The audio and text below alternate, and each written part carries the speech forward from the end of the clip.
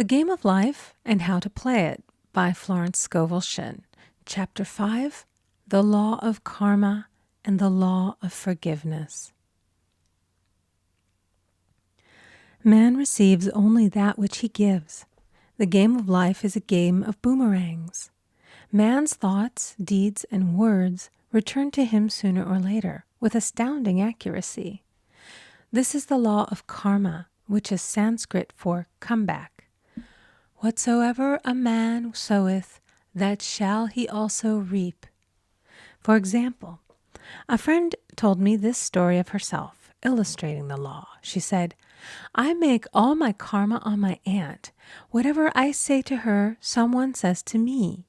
I am often irritable at home when one day said to my aunt, who was talking to me during dinner, no more talk, I wish to eat in peace. The following day, I was lunching with a woman with whom I wished to make a great impression. I was talking animatedly when she said, no more talk, I wish to eat in peace. My friend is high in consciousness, so her karma returns much more quickly than to one on the mental plane. The more man knows, the more he is responsible for, and a person with a knowledge of spiritual law, which he does not practice, suffers greatly in consequence.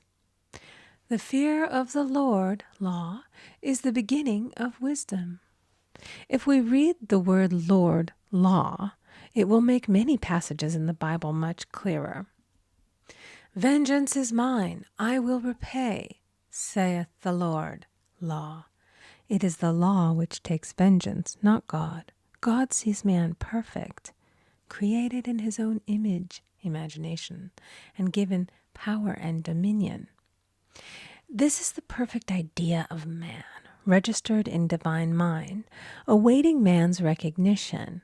For man can only be what he sees himself to be, and only attain what he sees himself attaining. Nothing ever happens without an onlooker, is an ancient saying. Man first sees his failure or success, his joy or sorrow, before it swings into visibility from the scenes set in his own imagination. We have observed this in the mother picturing disease for her child, or a woman seeing success for her husband. Jesus Christ said, "And ye shall know the truth, and the truth shall make you free." So we see freedom from all unhappy conditions comes through knowledge, a knowledge of spiritual law. Obedience precedes authority, and the law obeys man when he obeys the law. The law of electricity must be obeyed before it becomes man's servant.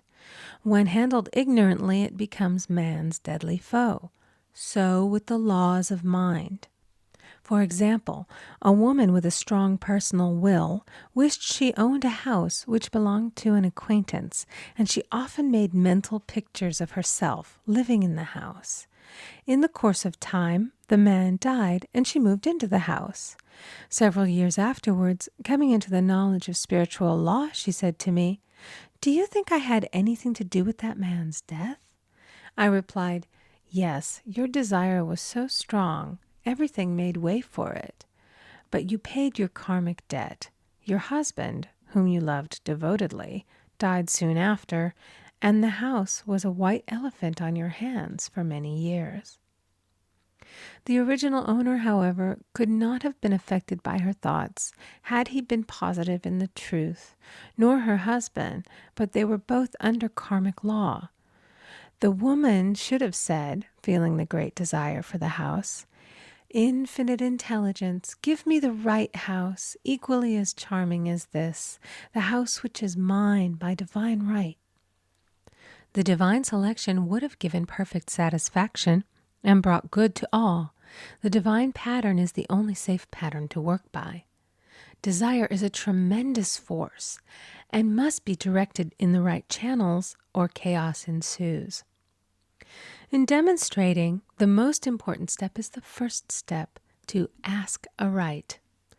Man should always demand only that which is his by divine right.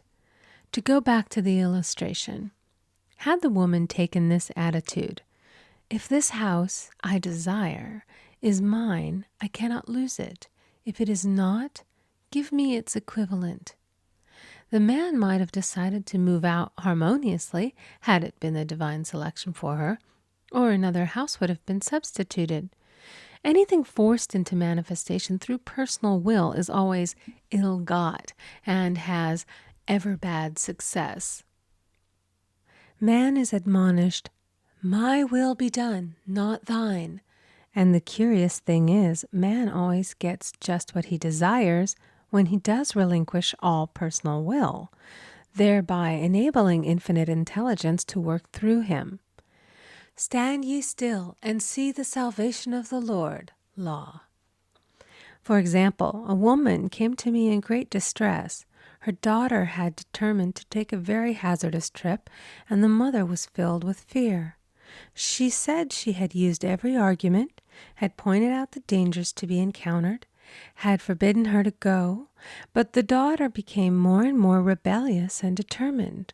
I said to the mother, "You are forcing your personal will upon your daughter, which you have no right to do, and your fear of the trip is only attracting it, for man attracts what he fears." I added, "Let go and take your mental hands off. Put it in God's hands and use this statement: I put this situation in the hands of infinite love and wisdom. If this trip is the divine plan, I bless it and no longer resist. But if it is not divinely planned, I give thanks that it is now dissolved and dissipated." A day or two after that, her daughter said to her, "Mother, I have given up the trip," and the situation returned to its native nothingness. It is learning to stand still which seems so difficult for man. I will deal more fully with this law in the chapter on non-resistance. I will give another example of sowing and reaping, which came in the most curious way. A woman came to me saying she had received a counterfeit $20 bill given to her at the bank. She was much disturbed, for, she said, "The people at the bank will never acknowledge their mistake." I replied, "Let us analyze the situation and find out why you attracted it." She thought a few moments and exclaimed, "I know it. I sent a friend a lot of stage money just for a joke." So the law had sent her some stage money, for it doesn't know anything about jokes. I said, "Now we will call on the law of forgiveness and neutralize the situation." Christianity is founded upon the law of forgiveness. Christ has redeemed us from the curse of the karmic law, and the Christ within each man is his redeemer and salvation from all inharmonious conditions. So I said, "Infinite Spirit, we call on the law of forgiveness and give thanks that she is under grace and not under law, and cannot lose this $20, which is hers by divine right." Now, I said, go back to the bank and tell them, fearlessly, that it was given you there by mistake. She obeyed, and to her surprise, they apologized and gave her another bill, treating her most courteously. So knowledge of the law gives man power to rub out his mistakes. Man cannot force the external to be what he is not. If he desires riches, he must be rich first in consciousness. For example, a woman came to me asking treatment for prosperity. She did not take much interest in her household affairs, and her home was in great disorder. I said to her, "If you wish to be rich, you must be orderly. All men with great wealth are orderly, and order is heaven's first law." I added, "You will never become rich with a burnt match in the pincushion." She had a good sense of humor and commenced immediately putting her house in order. She rearranged furniture, straightened out her bureau drawers, cleaned rugs, and soon made a big financial demonstration, a gift from a relative. The woman herself became made over and keeps herself keyed up financially by being ever watchful of the external and expecting prosperity, knowing God is her supply. Many people are in ignorance of the fact that gifts and things are investments, and that hoarding and saving invariably lead to loss. There is that scattereth, and yet increaseth.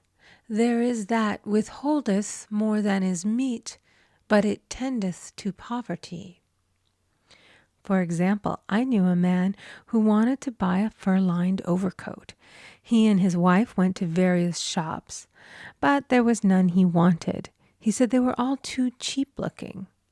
At last he was shown one the salesman said was valued at $1,000, but which the manager would sell him for $500, as it was late in the season.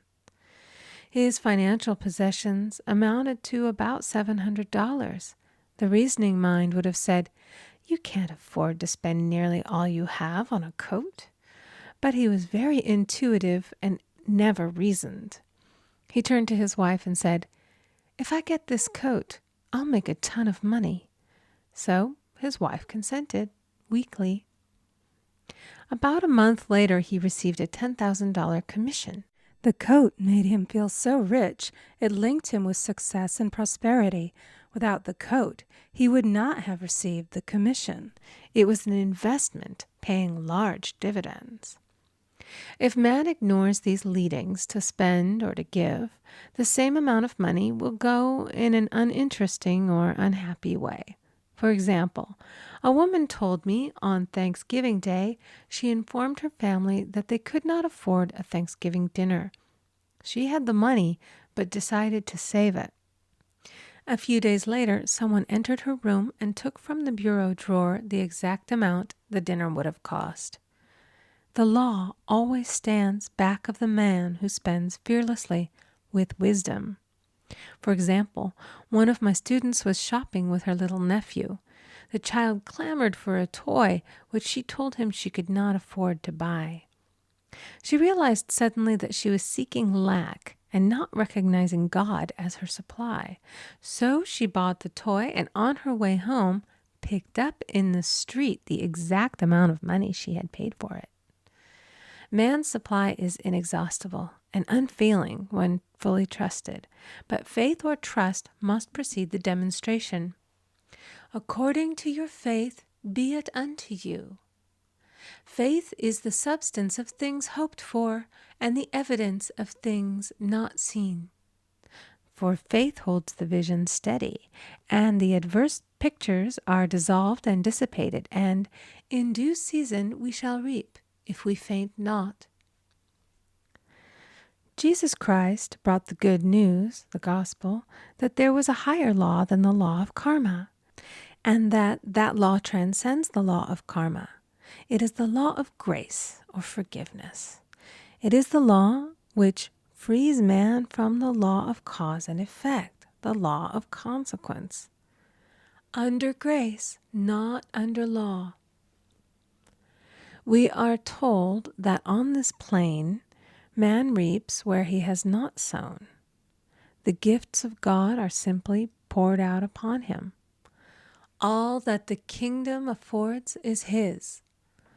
This continued state of bliss awaits the man who has overcome the race or world thought. In the world thought there is tribulation, but as Jesus Christ said, "Be of good cheer, I have overcome the world." The world thought is that of sin, sickness, and death. He saw their absolute unreality and said, "Sickness and sorrow shall pass away, and death itself, the last enemy, be overcome." We now know, from a scientific standpoint, that death could be overcome by stamping the subconscious mind with the conviction of eternal youth and eternal life. The subconscious, being simply power without direction, carries out orders without questioning. Working under the direction of the superconscious, the Christ or God within man, the resurrection of the body would be accomplished. Man would no longer throw off his body in death. It would be transformed into the body electric, sung by Walt Whitman, for Christianity is founded upon the forgiveness of sins and an empty tomb. End of chapter 5. Recording by Amy Conger.